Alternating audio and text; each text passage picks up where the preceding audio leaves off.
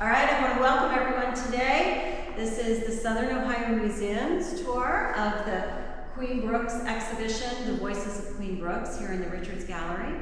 I am Charlotte Gordon, the Artistic Director of the Southern Ohio Museum, and I welcome you.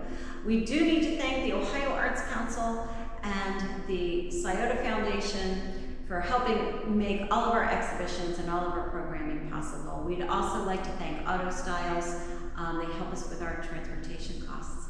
So here we've got the Voices of Queen Brooks. Queen Brooks is this wonderful artist in Columbus, Ohio. She's an African-American woman who came to art late in life. She had a whole professional career. The story of how she came to art is really a wonderful, warm story of friendship. She was walking down a street in Columbus and came across Kojo was a photographer in Columbus and came across Kojo's gallery. She did not go inside the first time, and she did not go inside the second time. And the third time she was there, Kojo went out and invited her and said, "Come in." And she said, "I really don't know anything about art." And he said, "That's the beauty, you don't need to." So they cultivated this friendship, and in time, Kojo hired her to help him in his photography studio, and she became really involved with the photography. It was, at that time, a wet, dark room where he was processing all of his negatives on photo paper himself.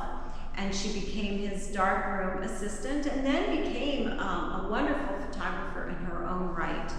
And here we see this progression of an artist who came into the art field as an adult and grew as an artist.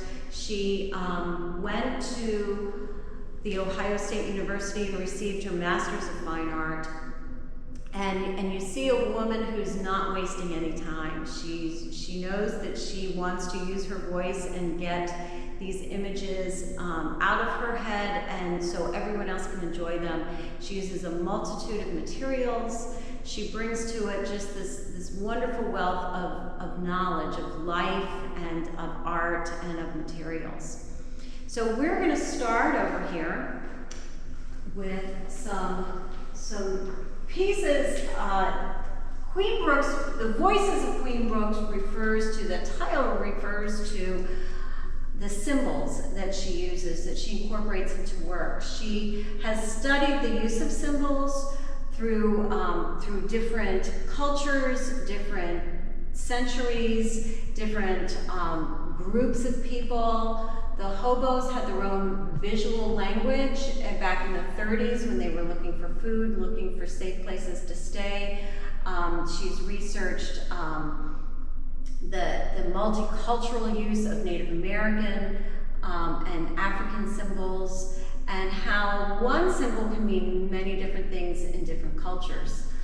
Here we've got a set of symbols that are recognizable to many of us. The zodiac symbols. It becomes part of our identity to know what sign are we. We know this at a very young age. What is my sign? Much the way that Queen, as an adult, came in and self-identified as an artist. I can do this. I can become an artist, and now is a very important artist in Central Ohio. We now look here at how she's incorporated symbols, not just the written symbol, but the symbol that's associated, the animal symbol that's associated with each zodiac sign. Part of her technique, she's not only using painting, but she's using a pyrography that is a very labor-intensive method of making artwork. She's outlined it with a needle tool that gets hot. She burns the image in and then goes in and fills it in. And here we have this wonderful moon face that's scribed, it's personable. It's a moon that we see. It's looking down on us in a very benevolent way as we make our way through our lives.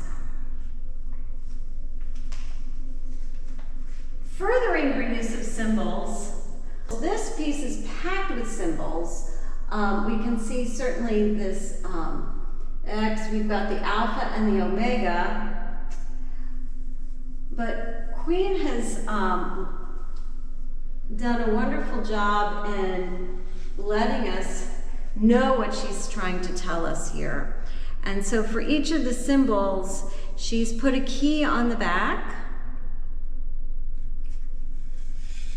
We've got these symbols meaning year and month and week. So we have not only this celestial references with the moons and the planets, associating days of the week. We also have this whole calendar. So what she's doing is actually introducing time, this element of time, into a two-dimensional piece of artwork.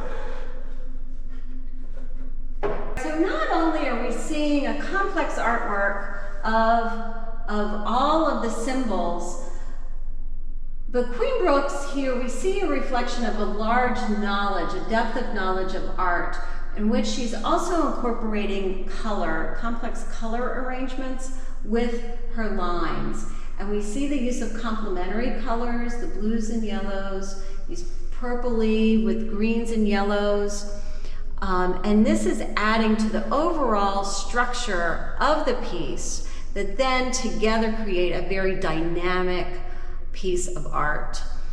It's all framed with this very wonderful white line that in that contrast really brings that whole construction together so that it does not become disparate parts but one unified piece.